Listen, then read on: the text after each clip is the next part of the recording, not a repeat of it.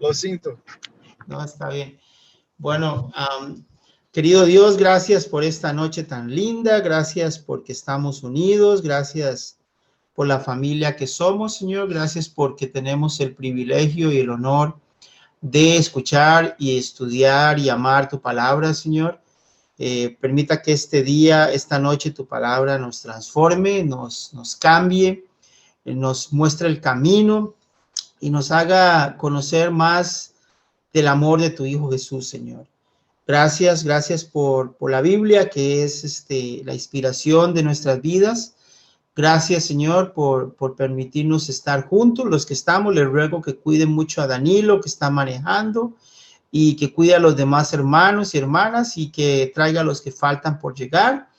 Y por favor, bendiga este tiempo y que tu Espíritu nos dirija y tu amor nos cuide. Y le rogamos todo en el nombre de Jesús, Señor. Amén. Amén. Gracias, hermanos. Como saben, la semana pasada hicimos el estudio del libro de Santiago. Continuamos con el libro de Santiago. Y ahí se está uniendo en este momento Darío, nuestro amigo Darío, el Chicharito. Bienvenido. Estamos recién empezando. Bienvenido, Chicharito. Ve, ahí no se distrae, ¿verdad? Por ahora no pude, para molestar a Chicharito si puede. Ay. Bueno, bienvenido, Darío. Estamos apenas empezando. Porque tuvimos un retraso ahí y acabamos de orar. Por si nos puedes escuchar. Un abrazo y muy feliz de que estés aquí también. Entonces, hermanos, recuerden que la vez pasada hablamos del libro de Santiago, del hermano de Jesús, ¿verdad? Que hicimos unos repasos de que era el hermano carnal de Jesús, hijo de María y José, que fue un pilar de la iglesia, que murió por el evangelio. Y esta carta la escribió para reafirmar la fe y las convicciones de la iglesia que estaba en ese momento apenas empezando, una iglesia primitiva. Y se piensa que esta es, si no la carta más antigua del Nuevo Testamento, la segunda más antigua del Nuevo Testamento. Entonces, es una carta que definitivamente fue escrita para la iglesia que apenas empezaba, la iglesia que estaba en pañales. ¿Qué es lo bueno de eso? Que para nosotros que somos, que tenemos que siempre reafirmar nuestras convicciones, para los nuevos hermanos y hermanas que tenemos aquí en el grupo, esta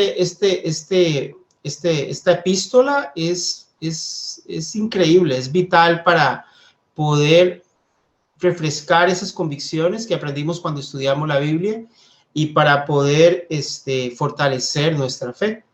Y el evangelio, el capítulo que vamos a ver hoy es el capítulo 2. Yo lo voy a leer para Jackie, que dijo que no trajo la Biblia, y otros que no lo tienen ahí.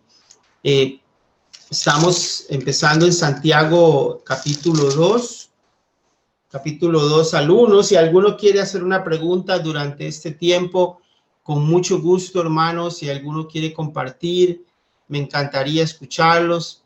Vamos a hacerlo como un mensaje, mi esposa y yo, que vamos a compartir, pero también nos encantaría escuchar sus pensamientos y su opinión, ¿verdad?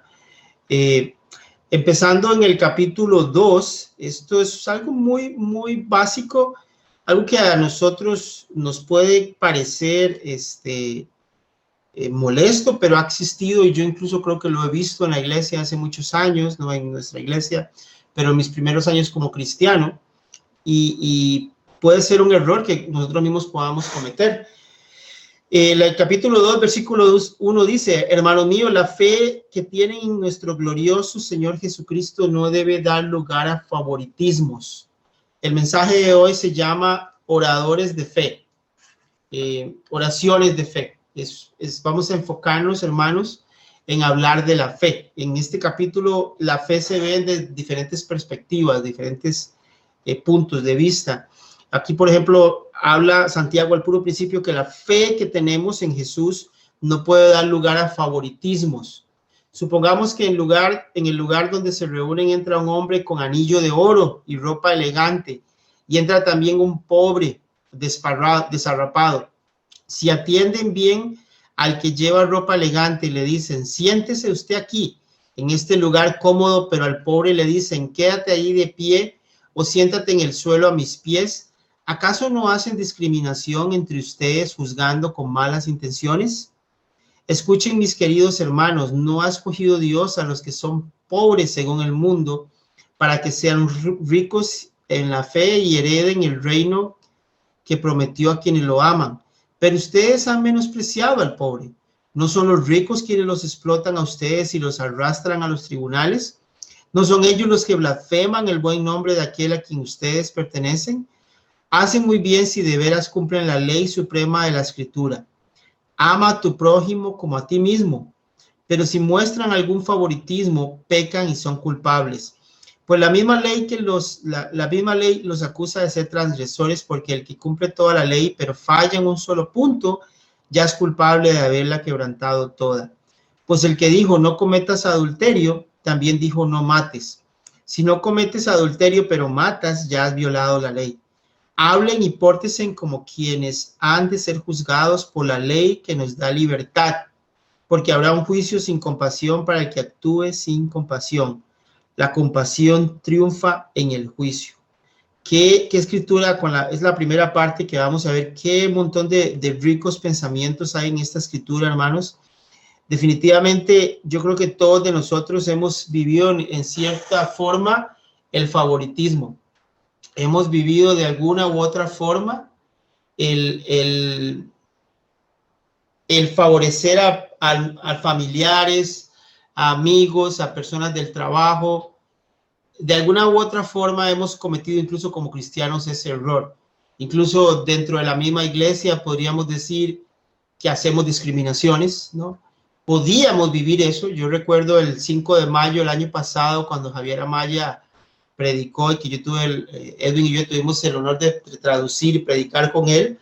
Recuerdo cómo se habló, me acuerdo cómo se habló de la importancia de una iglesia tan multicultural como la nuestra, de no hacer discriminación, ¿verdad? Porque incluso a nivel cultural, nosotros mismos, que somos el grupo latino de la iglesia, podemos caer en cierta autodiscriminación y hacernos a un lado y separarnos, o podemos separar a los hermanos o ellos a nosotros. No sé si alguna vez te has encontrado en una posición de hipocresía o viviendo la hipocresía. ¿Cómo te sientes cuando ves hipocresía alrededor tuyo, ¿no? Cuando ves que te sonríen y te abrazan, pero tú sientes que ahí algo está pasando, ¿no? Es incómodo. La hipocresía es súper incómoda. No sé si alguna vez tú has actuado hipócritamente, ¿no? De alguna u otra forma.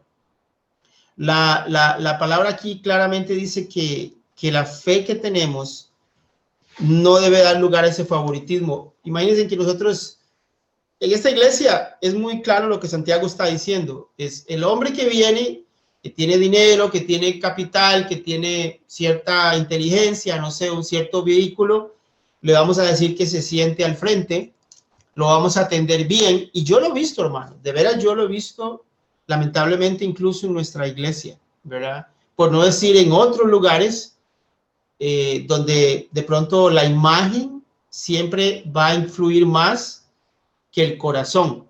Y yo recuerdo que Jesús dijo una vez que el que quiera ser el primero sea el último.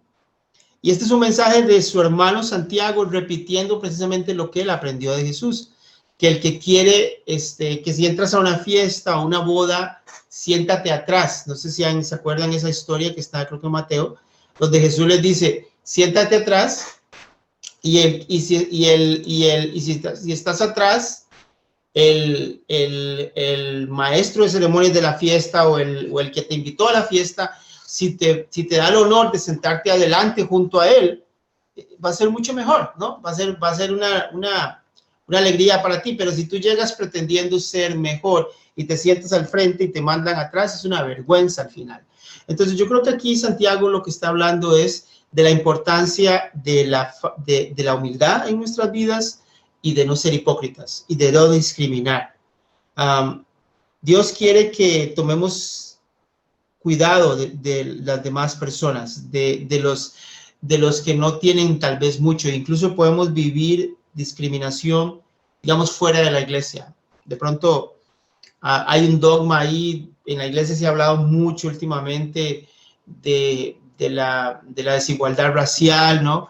De la situación que ha vivido este país y sin duda alguna, si queremos hablar de discriminación, de cosas tristes, vivimos en un país donde eso está presente y ustedes lo saben, ¿no?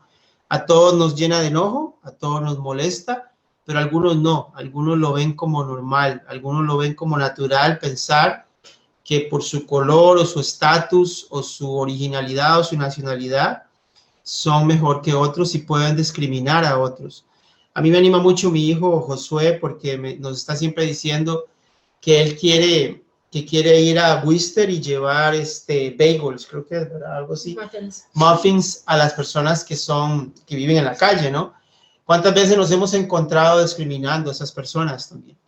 Y diciendo, eso es una persona que yo sé que el dinero que le voy a dar lo va a usar para drogas.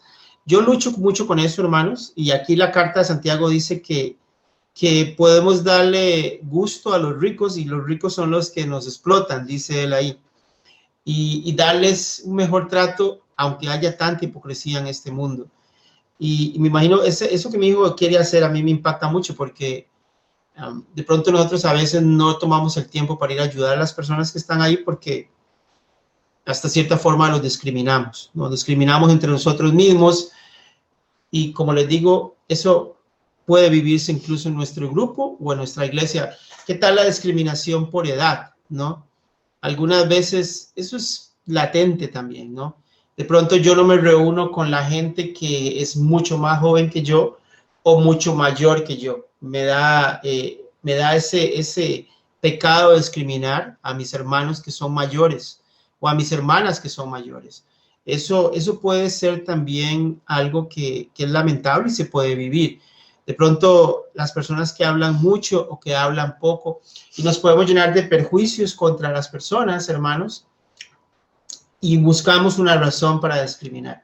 Y aquí la Biblia nos llama claramente a tener esa compasión, dice la Biblia en el versículo 13, porque habrá un juicio sin compasión para el que actúe sin compasión. La compasión triunfa en el juicio. Y también la escritura habla de que no podemos pensar, hermanos, que si estamos haciendo lo que creemos que está correcto y evitamos una cosa o fallamos en una cosa, la Biblia nos llama a que estamos violando la ley. Y es una ley de libertad. ¿Y por qué es una ley de libertad? Porque yo no puedo pensar que es por mis obras, por lo que yo hago, que voy a ganar el favor de Dios. El favor de Dios lo hemos ganado porque creemos que su Hijo Jesucristo murió por nosotros y por lo que Él hizo por nosotros. Pero también es esta fe que hoy vamos a hablar, hermanos, tiene que estar acompañada de esa libertad que me permite a mí cumplir su ley. Y de pronto yo no mato, de pronto yo no robo, de pronto yo no digo malas palabras. Me preocupa mucho por ser muy cuidadoso delante de Dios, pero estoy viviendo esto de la discriminación. Y Santiago nos llama a cambiar y a decirnos que aunque tú hagas todo lo correcto, si tú lo quieres llamar así, ¿no? Con solo que falles en una cosa que es muy obvia y muy triste como la que estamos conversando en este momento, dice la Biblia que estamos violando la ley. Y me gusta cómo termina esta primera parte. Vamos a terminar esta parte ahorita para enfocarnos en la segunda, que es la de fe. Como dice, la compasión triunfa en el juicio. ¿Cuánto tenemos que tener compasión para poder descansar tranquilos y para poder asemejarnos a Jesús? Yo recuerdo cuando estaba yo en Costa Rica en los primeros años de cristiano, que hacíamos, no sé si era todos los sábados, mi esposa fue una vez, Los sábados en la mañana nos veíamos a las 6 de la mañana para hacer desayuno para un rey, decíamos así. Entonces, todos traíamos desayunos, nos veíamos en San José, allá en la capital de mi país, y nos veíamos a las 6 de la mañana, que obviamente era difícil, ¿verdad? Sobre todo si tienes que viajar en bus y vives largo. Y la actividad se llamaba Desayuno para un Rey porque Jesús dijo una vez, cuando diste aquel bocado, cuando me visitaste en la cárcel, cuando me visitaste en el hospital, lo hiciste para mí, si se acuerdan esa escritura. Entonces le llamábamos así porque pensábamos que lo estábamos haciendo para Jesús, porque estábamos llevando desayuno a Él. Y en realidad, hermanos, yo aprendí a pulir mucho mi compasión haciendo eso. Y no era que yo teníamos mucho, yo también tenía limitaciones económicas, pero mi compasión se pulió tanto porque no solamente era dar un desayuno, sino que empezabas a hablar con esas personas que habían dormido toda la noche en la calle, en un cartón, en una bolsa, y que empezaba. Yo recuerdo un hombre que era un doctor en psicología y estaba ahí viviendo en la calle, y cómo conversamos un largo rato. Eso pulió mucho mi compasión, hermanos. Y aquí la Biblia dice que tenemos que actuar con compasión. Debemos luchar por vivir otra vez eso. Yo creo que me encantaría que ahora en el verano o en cierto... Yo sé que la iglesia lo hace una vez al mes y te invito, hermano y hermana, a que vayas, a que participes de esa actividad. Lo hacemos en Main Street. Yo he tenido el privilegio de ir también. Y se hace creo que es el primer sábado. Darío fue al último, si Darío quiere compartir al de esta semana que pasó. La compasión es algo que la Biblia nos está llamando a hacer. Y eso que te estoy contando, hermanos, pulió mucho mi compasión y me enseñó a ver un mundo diferente. Un mundo en el que no se ve en la televisión y que no se ve en las noticias, sino se ve cuando tú estás ahí uno a uno con el otro. Pero también la compasión nuestra se puede mostrar, hermanos, con aquellos que tienen mucho dinero o que tienen un lindo vehículo o una linda casa. Se puede mostrar con los que viven cerca de nosotros. Darío nos está poniendo que es cada sábado. Este sábado pasado no hubo. Bueno, es cada sábado. Sí, Darío me dijo que cada sábado se hace, pero que nuestra iglesia solo participa un sábado al mes, pero otras iglesias participan. Gracias, es el primer sábado de cada mes. Es el primer sábado de cada mes, sí, correcto. Gracias, Jackie. Hermanos, las invito a que puedan hacerlo, y si no hacerlo alrededor de su casa. Yo mismo tengo que llevar más a fondo esa compasión, y esa compasión también se refleja en las personas que vemos todos los días. El punto mío era de que tal vez aquel que tiene un lindo carro, el que es tu vecino, tu jefe en el trabajo, no pienses que esa persona no necesita compasión. Todos necesitamos compasión. Y no se trata solo de compasión económica, se trata de compasión la más grande que hay en esta tierra, que es la compasión espiritual. De pronto tú no ves a esa persona como ves a la persona que está durmiendo en la calle, que es obvio que está viviendo con drogas o está viviendo necesidad. Entonces tus ojos físicos te dicen, obviamente esta persona necesita mi compasión. Pero ¿qué tal la persona que entra a tu oficina, que anda contigo en el tren, que es tu familiar, y de pronto tú no lo ves con tanta necesidad física o material? Me pregunto, ¿hay esos ojos de compasión que la Biblia dice para esa persona en nosotros? Esa compasión es una compasión espiritual, hermano, y yo creo que tenemos que pulirla mucho más en nuestro grupo. Yo creo que yo necesito tener más compasión por las personas que están alrededor mío.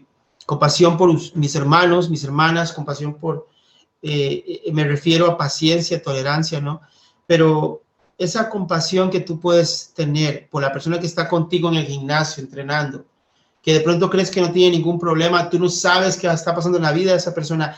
Esos ojos espirituales de compasión debemos orarle a Dios que nos los dé, porque yo creo que últimamente, hermanos, no los estamos teniendo, y eso se refleja en cuántas personas jalamos a la iglesia, perdón la expresión, cuántas personas invitamos a la iglesia, cuántas personas están estudiando la Biblia con nosotros. Ahí se refleja esa compasión espiritual, cuando yo estoy involucrado ayudando a otros a conocer a Jesús, a salvarse del infierno. Esa compasión espiritual, hermanos, orémosle a Dios porque nos la pula, la compasión que aquí esta versión dice, en la nueva versión internacional dice, porque habrá un juicio sin compasión para que actúe sin compasión. Eso me reta, hermanos. O sea, si yo actúo sin compasión, si vivo sin compasión y vivo para mí mismo nada más, habrá un juicio para todos. Y yo no quiero llegar al frente a Dios de esa forma, ¿no? Y él termina esa parte del capítulo diciendo la compasión triunfa en ese juicio, la compasión de nosotros. No sé si alguien quiere compartir algo, quiere decir alguna experiencia que tengan de compasión o de falta de discriminación. No sé, yo creo que esto es un buen momento para hablarlo antes de pasar a la segunda parte.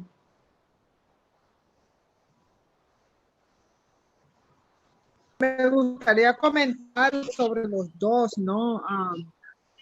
He pasado racismo, inclusive ayer estaba yo hablando con mi hermana de eso, de que me han dicho que soy racista. Y he tenido muy mala experiencia, me han gritado, me han tratado mal de la raza negra. Y realmente hasta ni lo quise hablar, como por un año, porque no lo podía hablar, porque me hacía llorar. Entonces lo callé. Y cuando vino todo este problema que hubo de racismo el año pasado, pude comentárselo a creo que conté que en el tren fui víctima de racismo. Y yo no soy blanca. Me estaba más clarita porque era invierno y me pongo más clara, ¿no? Y tengo hijos negros. So, he sufrido mucho eso, me ha golpeado duro, pero también como tú dices, en querer ayudar, en ser parte de negarme a mí misma y querer ayudar y tener compasión por las personas. Sé que un tiempo estuve orando mucho por sentir compasión con las personas mayores, porque no es fácil bregar con personas mayores. A veces con mi mamá, una vez mi hija me dijo, tú no tienes paciencia con abuela, tú le estás hablando muy fuerte, y me dolió. Entonces he tenido que revisarme y cambiar mi tono de voz y cómo poder ayudar a las personas mayores en llamadas, en ayudarles en lo que sea. Lástima por las personas y tratar de ayudar lo más que puedo, ¿no? Es un reto. Amén. Gracias. Gracias a ti, Jackie, por abrir tu corazón, tu experiencia personal. Yo creo que todos hemos vivido esas cosas, yo las he vivido, yo las he practicado lamentablemente, y esto es un momento para reflexionar y para escuchar cómo la Biblia nos llama a no ser parte de eso, ¿verdad? Si a veces lo has vivido y si has sentido discriminación de parte mía, incluso de alguna u otra forma te pido perdón, hermanos, hermana. A veces, sinceramente, naturalmente, tenemos que orar por eso y luchar contra eso. Y no solamente, repito, Jennifer, ¿quieres compartir algo? Sim. Quando eu tinha 9 ou 10 anos, eu estava indo comprar um crédito para celular para minha mama. E nisto tinha o caixa do local onde vendia o crédito para telefone. Ele estava demorando porque ele estava sozinho. Então, o serviço estava mais moroso, porque quando se está sozinho, é mais moroso. Aí chegou um outro moço, e esse moço ele era racista. Ele ficou bravo com o caixa e disse, tinha que ser preto. E virou para mim e disse, você não concorda? Eu disse, não. Nós temos os órgãos, a cor de meus órgãos, de meu coração, do teu coração, do coração de todos nós, nossos órgãos são iguais. E se temos a pele diferente, é porque Deus o fez único. E é muito triste. Passar por isso é muito triste. Nós, como mulheres, sofremos preconceito. É engraçado como coisas que deveriam ser como únicas los fazem ser, como posso dizer, sofrer bullying. Hoje em dia tem nome.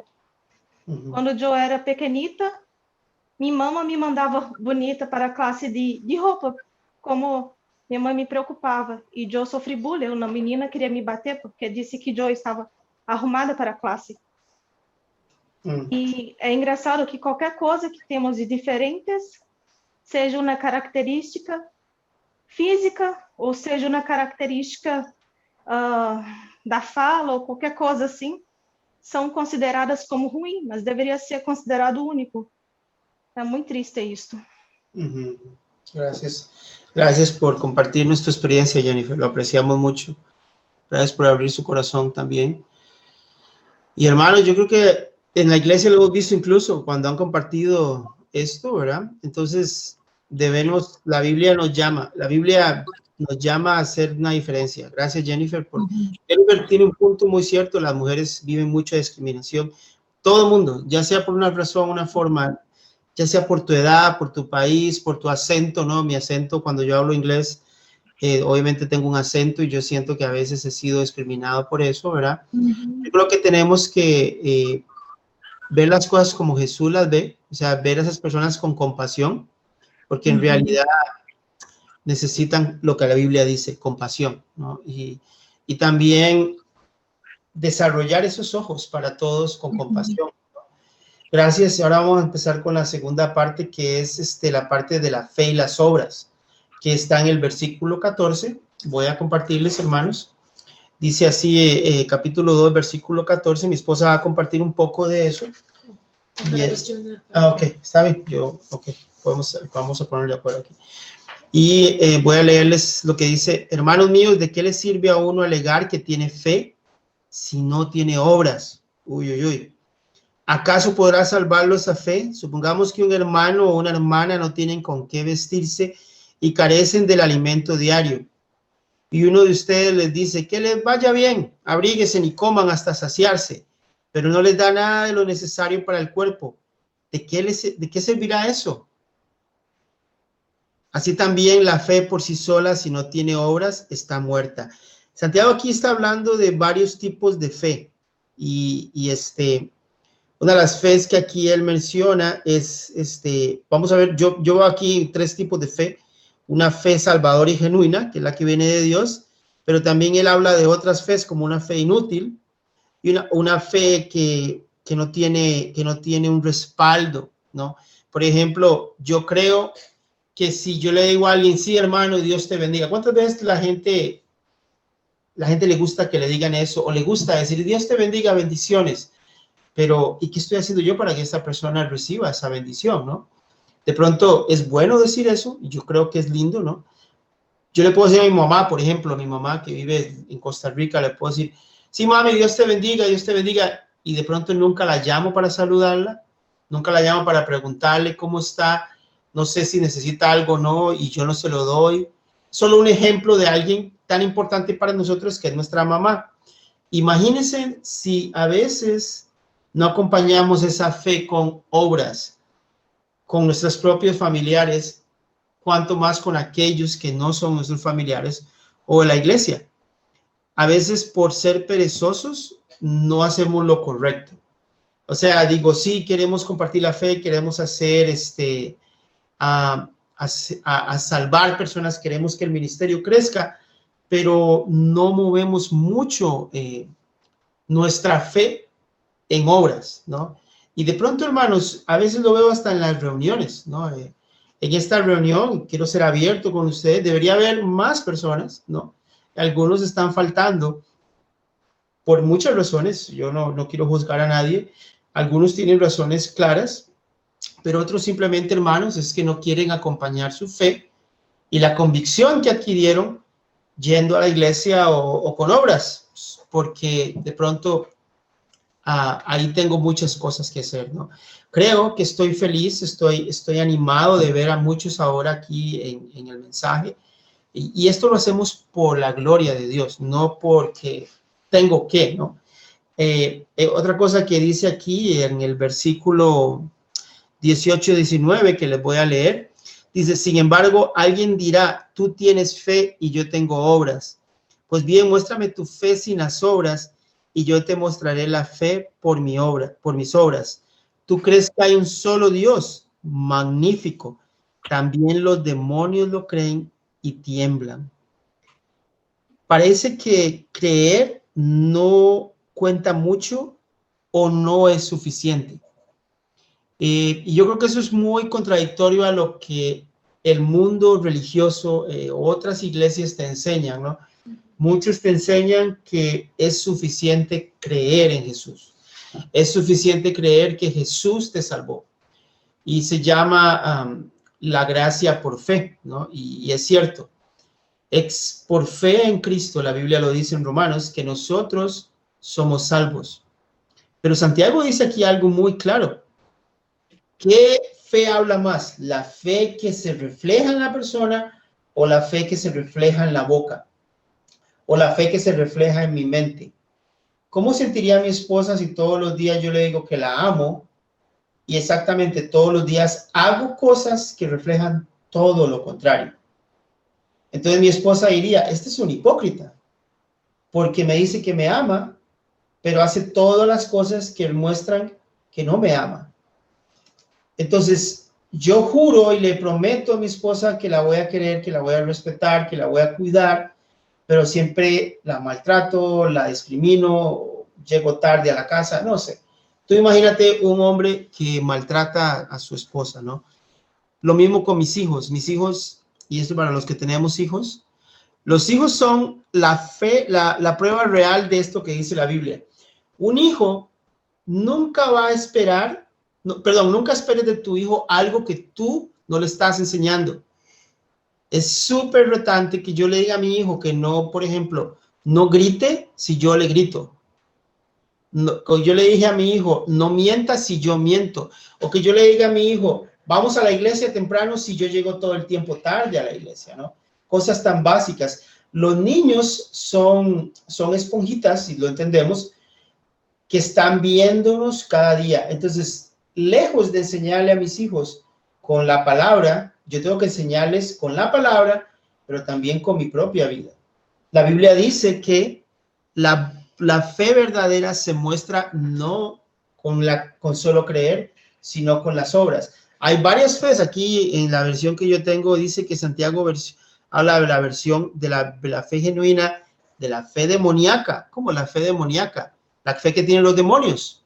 La fe de los demonios es, los demonios creen que existe Jesús, lo saben, pero no lo obedecen. Y al contrario, hacen todo lo contrario a lo que Cristo viene. Y le tiemblan. La fe que también es muerta cuando dice que la fe inútil. En el versículo 20 dice, qué tonto eres, quieres convencerte de que la fe sin obras es estéril. O sea, hay otro tipo de fe, la fe que está muerta. La fe que está muerta, hermanos, se muestra muchas veces en nuestras vidas. Y yo personalmente creo que soy un hombre que necesito aprender a tener una fe viva. Y yo a veces relaciono la fe viva y la fe muerta con lo que Dios está haciendo en mi vida o cómo Dios me está utilizando, ¿no? Si yo pienso que Dios está utilizando mi vida y es obvio, hay una fe que está ahí caliente, que está ardiendo en la llama, ¿no? Pero si de pronto esa llama empieza a bajar y y se convierte en una llama para mí mismo, para yo, mi familia, mi televisión, ¿no? Mis prioridades personales, esa fe se convierte en una llama que no alumbra a ninguno. Y ahí es donde yo veo que mi fe está siendo una fe inútil, a pesar de que yo creo en Jesús, a pesar de que yo voy a la iglesia, a pesar de que yo leo la Biblia, mi fe no está generando ningún impacto, ningún beneficio más que para mí mismo. Hermanos, hermanas, muchas veces yo con tristeza, y yo mismo lo digo, yo he caído en ese error. En la iglesia, esa es la fe que se ve muchas veces. Una fe de personas que no actúan. Yo creo que ustedes todos son un ejemplo, pero a mí me gustaría hablar del ejemplo de Jackie, que está presente. yo puedo ver muchas veces la fe de Jackie en sus obras. Y me gusta hablar de personas porque soy feliz y orgulloso de la gente que hay en la iglesia, ¿no? Y también me entristece cuando personas solamente viven para llegar el domingo, aplaudir, alabar y nunca los vuelves a ver, no llaman, desaparecen toda la semana, no se involucran en servirle a nadie, ¿no? Y a los necesitados, a los pobres, a la familia. Y perdonen que hablen con tanta sinceridad porque así lo he visto y eso impacta el mensaje de Jesús. Como digo que he visto a Jackie cuando está quebrando siempre su espalda por servir a los demás, ¿no? A su familia, incondicionalmente, y yo respeto mucho eso. Vinieron tan lejos, vino aquí y le dejó un regalito a mi hijo, porque 2 veces, ¿no? Carmen también vino el otro día. Carmen no está ahorita hoy, seguro porque es su cumpleaños, entonces está celebrando, lo hubiéramos cantado, pero no está. Vino también de lejos. Me anima a ver personas, hermanos, que están ayudando a doña Araceli, están involucrados en estudios bíblicos. No quiero hablar en contra de nadie. Tú tienes tus prioridades, hermano, hermana. Pero aquí la Biblia nos habla de que la fe tiene que verse con obras. Y eso puede ser que nos incomode a algunos de nosotros. Porque puede ser que entonces significa que yo tengo que hacer muchas cosas para poderme ganar al cielo. No. La Biblia es clara que la salvación viene por la fe en Cristo y por el sacrificio de Él en la cruz. Pero también Santiago afirma que las acciones justas son evidencia de una fe genuina. No afirma que esas acciones salvan, puesto que el versículo en Génesis 15:6 que cita en el versículo 23, que no lo hemos leído, se lo vamos a leer pronto, dice que Abraham creyó, y ahora vamos a hablar de esa parte de Abraham. Exactamente en el versículo 21 después dice, no fue declarado justo nuestro padre Abraham por lo que hizo cuando ofreció sobre su altar a su hijo Isaac. O sea, Abraham fue declarado justo, pero tuvo que hacer algo. No solamente creyó en Dios, sino también tuvo que mostrar esa fe sacrificando a su propio hijo. Yo no me imagino haciendo algo así. Yo no podría creer que Dios me pida que sacrifique a Josué o a Asher, que los amo tanto, ¿no? O sea, yo no me imagino, y ustedes que tienen hijos, creo que todos, excepto unos ahí, excepto creo que no podrían imaginarse sacrificando incluso un niño que no es ni su hijo, ¿no? Un niño, alguien tan inocente, tan puro. Dios tenía un plan y Abraham confiaba en ese plan. Y ese plan era mostrado con una fe de acciones. Así se cumplió la escritura en el versículo 23 dice, en el versículo 22 dice, ya lo ves, su fe y sus obras actuaban conjuntamente y su fe llegó a la perfección por las obras que hizo. Así se cumplió la escritura que dice, le creyó Abraham a Dios y esto se le tomó en cuenta como justicia y fue llamado amigo de Dios. Como pueden ver, en una persona se le declara justa por las obras y no solo por la fe. Entonces, Abraham actuó y creyó primero. Ok, amén. Eso somos nosotros. Entonces ahí viene la salvación. La salvación viene por el creer. Pero no se queda ahí. Y cuidado con caer en esa doctrina que se convierte en que puedo hacer lo que sea y pecar y fallar. Porque con solo creer en que Jesucristo me salvó, ya estoy salvo. Entonces, repito y reitero mi vida anterior y nada más voy el domingo, creo en Jesús de nuevo y ya me salvo. Entonces mi fe se convierte en una fe hipócrita, como hablábamos antes, y no en una fe de acciones. Abraham no fue considerado amigo de Dios y fue considerado el hombre que sabemos que fue considerado porque primero creyó en Dios. Fue antes de hacer las obras, y digamos la obra fue de estar dispuesto a sacrificar a Isaac, primero creyó y después actuó. Ok, hermanos, entonces significa que lo primero que cualquier persona debe hacer es obviamente creer en que Jesucristo es el Señor de su vida. Pero también después viene que Jesucristo se nota que es el Señor de mi vida. Y el Señor de mi vida hizo tanto por los demás que murió por ellos, que cómo yo no voy a hacer lo mismo que el Señor de mi vida hizo. Entonces aquí Santiago nos llama, hermanos, a tener esa fe de Abraham. Abraham fue llamado amigo de Dios porque creyó y actuó. Qué honor ser llamado amigo de Dios, ¿no? Imagínate qué hermoso honor decir amigo de Dios. Yo me siento amigo, yo aquí tengo una buena amistad con Darío y Danilo. Yo sé que somos muy buenos amigos. Y esas amistades se construyen, ¿no? Yo no llegué y conocí a las hermanas, obviamente tenemos buenas amistades, pero un ejemplo con Danilo, ¿no? O Darío. Yo no llegué y ya éramos amigos apenas el primer día que nos conocimos. Esa amistad tuvo que construirse. Y estoy seguro que lo que Danilo o Darío han hecho por mí, lo que yo he hecho por ellos, ha beneficiado y ha construido esa amistad. Y yo creo que ellos están de testigos, no me van a dejar a mentir, y otros hermanos con los que yo tengo grandes amistades. Creo que la amistad, hermanos, se refleja con obras, ¿cierto o no? Yo imagínense que si yo dijera, Darío es gran amigo mío, pero nunca lo saludo, nunca me llama, nunca hago nada por él y él nunca hace nada por mí, yo no creo que podríamos decir hoy que somos amigos. Simplemente nos conocemos, vamos a la misma iglesia, somos hermanos, somos amigos, no sé, pero eso es todo. La Biblia llama, hermanos, a imitar el ejemplo de Abraham. Abraham fue amigo de Dios porque Abraham construyó en su relación con Dios. Abraham invirtió en su relación con Dios. ¿Oh? ¿Me escuchan, hermanos?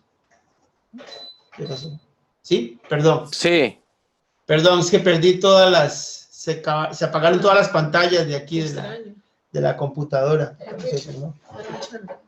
Está bien, ya, ahí está. Tienes que esperar a que se apague. Entonces Abraham invirtió en su relación con Dios y construyó esa fe. Aquí el llamado es, hermanos, a mostrar esa fe en el tiempo y en las obras que invertimos en nuestra relación con Dios y en reflejar la gloria de Dios. Espero que estén de acuerdo conmigo en que definitivamente la fe se muestra en nuestra vida. Mi esposa ahora sí les va a compartir algo que ella quiere compartir de una escritura que está también en Santiago, que reafirma esto de la fe con obras. Yo se las voy a leer. Está en Santiago 5. ¿Usted la va a leer? Santiago 5:13. Bueno, como hoy el tema es fe y oraciones de fe, una de las oraciones más importantes de fe viene de aquí, es Santiago 5, 13 a 19. Permiso. ¿Está afligiado alguno entre ustedes? Que ore. ¿Está alguno de buen ánimo? Que cante alabanzas. ¿Está enfermo alguno de ustedes? Haga llamar a los ancianos de la iglesia para que oren por él y lo unjan con aceite en el nombre del Señor. La oración de fe sanará al enfermo y el Señor lo levantará. Si ha pecado, su pecado se le perdonará. Por eso, confiésense unos a otros sus pecados y oren unos por otros para que sean sanados. La oración del justo es poderosa y eficaz. Elías era un hombre con debilidades como las nuestras. Con fervor oró que no lloviera, y no llovió sobre la tierra durante 3 años y medio. Volvió a orar, y el cielo dio su lluvia, y la tierra produjo sus frutos. Hermanos míos, si alguno de ustedes se extravía de la verdad, y otro lo hace volver a ella, recuerden que quien hace volver a un pecador de su extravío lo salvará de la muerte y cubrirá muchísimos pecados. Aquí vemos muchos temas de la oración. Primero, la oración de fe puede sanar los que están enfermos. Que la oración de fe también puede sanar a una persona espiritualmente del pecado. Y también cuando confesamos nuestros pecados el uno al otro, a nuestros hermanos y hermanas. Este mismo hecho de estar abierto realmente quite el poder que tiene Satanás en nosotros, porque tenemos hermanos ahora orando para nosotros, y esta oración es lo que nos sane. También hay, aquí habla de si alguien ya no tiene fe, si un hermano ya está en pecado, que se desvíe. Es la oración de fe que lo ayuda. Y qué poderoso, que puede ser más importante que ayudar a nuestros hermanos y hermanas de no caer en este pecado que se inunda. Qué precioso es tener fraternidad, esta unión con los hermanos, que podemos realmente rescatarle uno al otro del pecado y de desviarse con estas oraciones de fe. Y a veces nos cuesta creer, porque a veces veamos que una persona se fue y ya ahí están, y vemos que un hermano está mal y grave, pero quiero dar el testimonio que, bueno, mi esposo estaba ahí en algún momento, y era con muchas oraciones, y era Dios trabajando, el Espíritu Santo que salvó a él. Hay muchas personas en nuestra congregación que también son testigos que cuando oramos para alguien que se fue de la iglesia o que ya perdió su fe, que orando y que el grupo orando, eso es poderoso. Hay muchas personas que ni cuento cuántas personas en algún momento u otro necesitaba ese tipo de oración. Y nosotros podemos hacer esto para los demás. Pero piensas en Elías, que oró y por 3 años y medio no hubo lluvia. Que este ejemplo, tenemos que creer que cuando estamos orando para algo bien grande, que nuestras oraciones tienen más peso que personas que no tienen fe.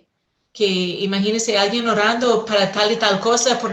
Dios escucha a las personas rectas.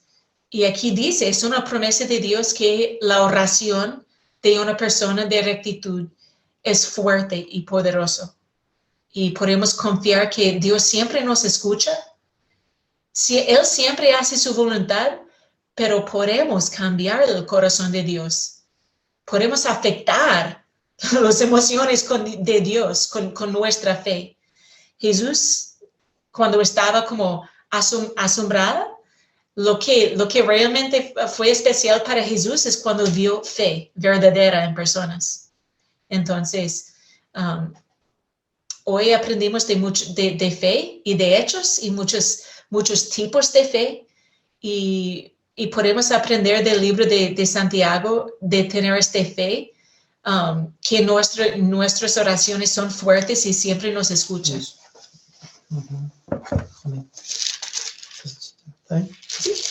Amén. Amén. Sí, entonces, para terminar, hermanos, solamente, decirles que estamos felices, ¿no?, de poder compartir esto, que el libro de Santiago es un libro muy inspirante, pero también es un libro que nos llama, nos sacude el piso, ¿no?